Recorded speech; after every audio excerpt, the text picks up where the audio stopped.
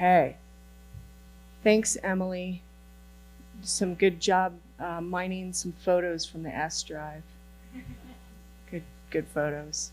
So, hello everybody. I'm Kathy Brodhead. I'm the wildlife biologist for the Gunnison Field Office, BLM. And today I'm going to talk about travel management in the Upper Gunnison Basin on BLM lands. And I'm going to talk about travel management implementation actions that specifically are implemented to conserve Gunnison sage-grouse.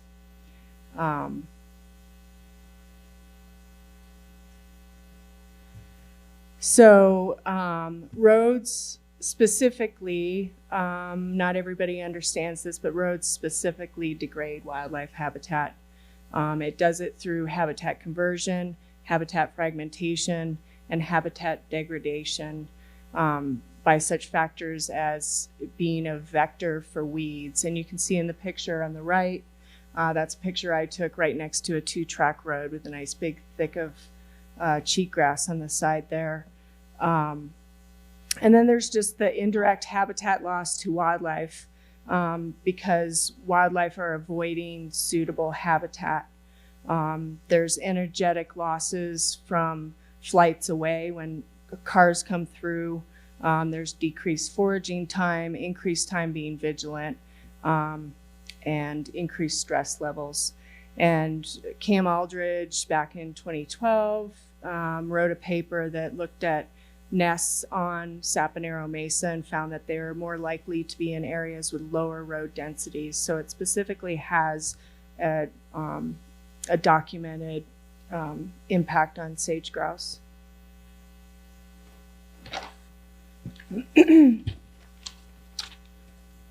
So Emily mentioned our BLM travel management plan back from 2010. The BLM completed that jointly with the Forest Service, and the main stated objectives of that travel management plan were to stop unplanned user-created route proliferation, limit authorized travel to existing established roads and trails, and to prohibit off-route cross-country travel. The plan also implemented the seasonal use restrictions for Gunnison sage-grouse that Emily talked about, and I'll talk a little bit more about in a few slides. Oh, no picture for you guys. Well, the black roads were authorized. Oh, good. The black roads are what were authorized with the BLM travel management plan in 2010, and all the red roads were documented roads existing on the landscape that were not authorized for travel. So there's a pretty big difference between this and that. So this is what we have now with the BLM travel management plan. And prior to the plan, there were, like one of the things was to reduce roads in Gunnison sage-grouse habitat. So prior to the plan, within 0.6 miles of Lex, there was 370 miles of trail. And with the travel management plan, that got reduced to 251. And similarly, within 2 miles of Lex, there was the 935 miles of trails, and that got reduced to 577. And within 4 miles of Lex, 1,274 miles of trails, reduced down to 777. Still a lot of trails, but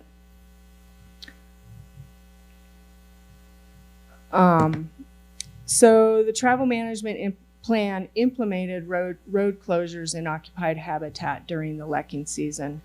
And this was actually a coordinated effort with Gunnison County, Forest Service, and the BLM.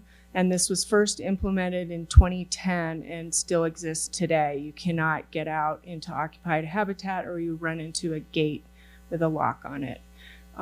Basically, all roads in occupied habitat, essentially 269,000 acres are closed off from March 15th to May 15th to motorized travel.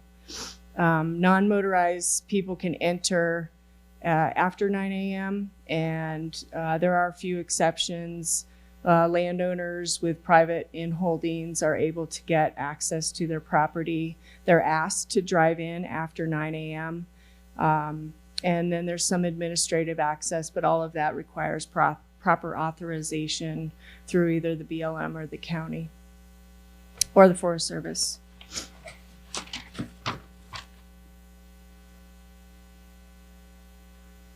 So yeah, these route closures are actually not just good for sage-grouse. They're actually good for a lot of different wildlife, and particular big game, and really specifically particular for mule deer, because big game have high nutritional requirements as they're trying to recover from the winter. Overwinter nutritional condition is highly correlated with reproductive success with these animals. So with the road closures that we have out there, it's wintering big game habitat as well, and it does provide habitat security for those species that are trying to recover from the winter. And here's the lovely picture of the actual closures. There's 52 gates. As you can see, it definitely is pretty extensive and covers a lot of the Gunnison Basin. Every little yellow tag in there is a gate with a locked, and all the roads within that area are closed off from motorized travel. There is the exception. You can see Hartman Rocks, the south or the north end of Hartman Rocks, north of the power line, is an exception to that. Those roads are limited and locked based on conditions, but those will open up once the conditions allow roads not to be damaged. So that's kind of the outlet for the community. They can go into Hartman Rocks. So BLM system roads, I did a little fun exercise calculating road density. I wanted to look at what is the road density in the Gunnison Basin of BLM roads versus all these other, those red roads that you're talking about. And basically you get 0.05 miles per acre. And I don't know where that sits, but it sounds okay. But and then the highest road densities are about 1/10 of a mile per acre. And those are our system roads. Our non-system roads are pretty much essentially exactly the same. So basically those non-system roads that are on the landscape that I'm going to talk about closing, trying to get some of those closed. All of those system roads, basically there's double the amount of, there's BLM roads and then there's the non-system roads that are basically prohibited from traveling on. But if you take a look at this picture, that's one of those non-system roads. If you are a BLM user and you're driving across the landscape, there's really nothing to tell you that road is closed. Users are supposed to know that they're only supposed to travel on roads with the road sign, but there's a lot of these roads on the landscape. And also the maximum density of roads in these non-system roads is double what it is for our system roads. So there's probably more of them on the landscape than there are system roads. So trying to make sure that some of those roads get closed, signed, make sure that people aren't driving them, restoring them is a really big effort. And this is all within Gunnison sage-grouse occupied habitat. And the BLM Gunnison Field Office has been doing this for a long time and has really tried to ramp up efforts in the last 3 years. So the first step in doing that is to go out and look at the road itself and assess the level that needs to be taken to restore it or close it. And so all those little dots on the map are actual dots where some BLM employee drove around and looked at that junction with the road and assessed what level of closure it needs. So it's a pretty big effort. And that's just the ones in the south end of the basin. There's some dots missing from over in Antelope Hills. So the person looks at the level of restoration needed, which is based on how much travel is seen on the road. And you have everything from the picture on the left with, like obviously people are not traveling on that very much. And if you assess that nobody's going to travel on it, and if I put a sign here, it might call attention to it, that one's leave it as it is. Putting up a sign is for, well, the public might need reminded that this is closed. So maybe the center one might be a good candidate for putting up a sign. And then the third one could be a good candidate for ripping and seeding, and we'll see some pictures of that. So yeah, the sign, like I said, is a reminder to the public. It says, hey, this is not open, please don't use it, and most people will not go on it. And then we've been building a lot of log barriers. We have, last 3 years, we've had Youth Corps crews coming out, and you can see the Youth Corps crew on the bottom. And they've built barriers and barriers and barriers. We also have sometimes heavy equipment will come and put boulders, but the numbers of barriers, last year we put out 94 barriers. And it's just kind of to block access and, make sure it's an even bigger reminder to those people than just the sign. It's a sign that you should not be driving on this road. And then there's restoring routes. So the picture on the upper one is actually the same exact location as the picture on the lower one. And that was after a few years of restoring. You can see some dead planting in the picture, which I'm going to talk about. But that's our goal, is to make that route disappear on the landscape so nobody's tempted to use it, and it restores it back to good wildlife habitat. And then I talked about ripping and seeding. These are some fun pictures of the ripping in action. Basically, some heavy equipment with some big prongs comes along and drags those hooks. They're hooks, and they drag them along, and it basically lifts up the roadbed and decompacts it and makes it a better surface for restoration.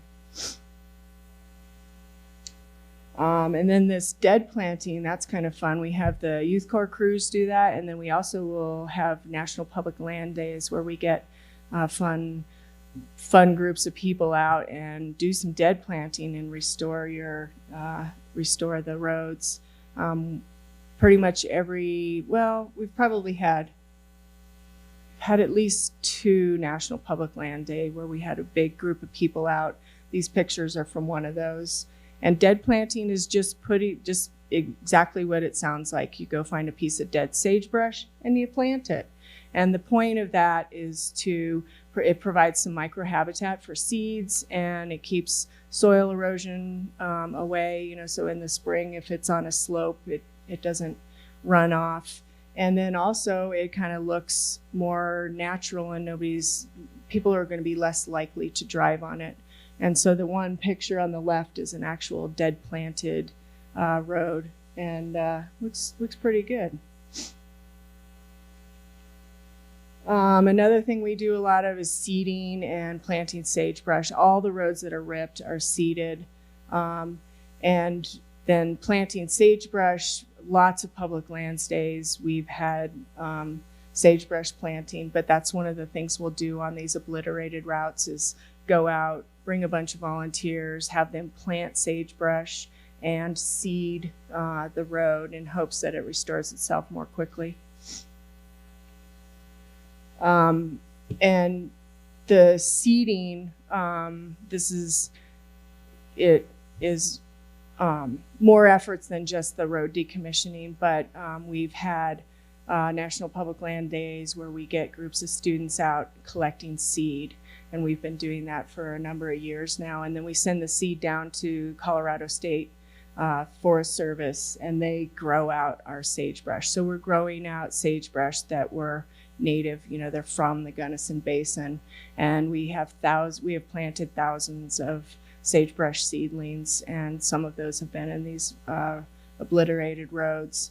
And then another fun toy we have is this hydroseeder on the left.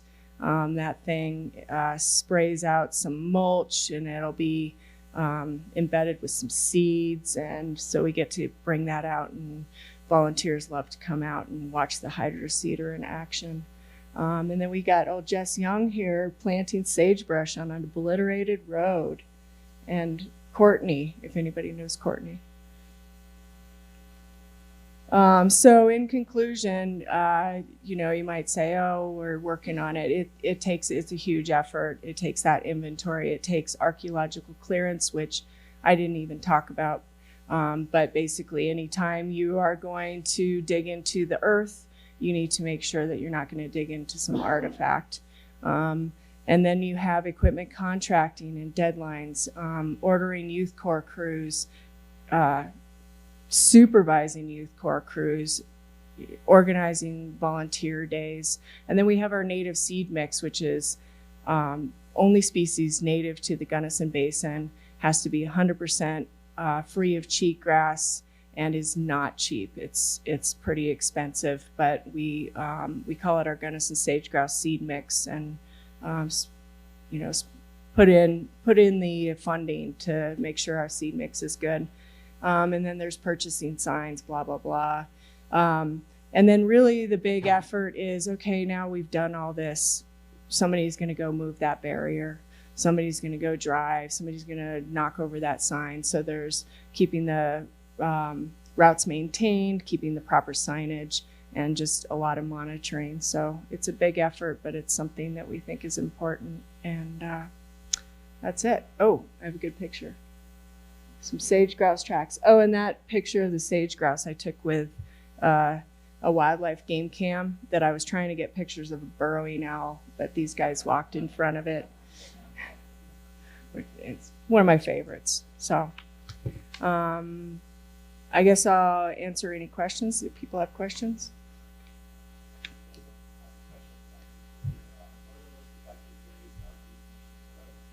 The most effective is really that route ripping, putting in boulders rather than those wood barriers. The wood barriers are kind of, people will move them to the side. We try and prevent some of that, but the most effective means is really that roadbed ripping, and then following that with that dead planting and maintaining it, keeping it maintained.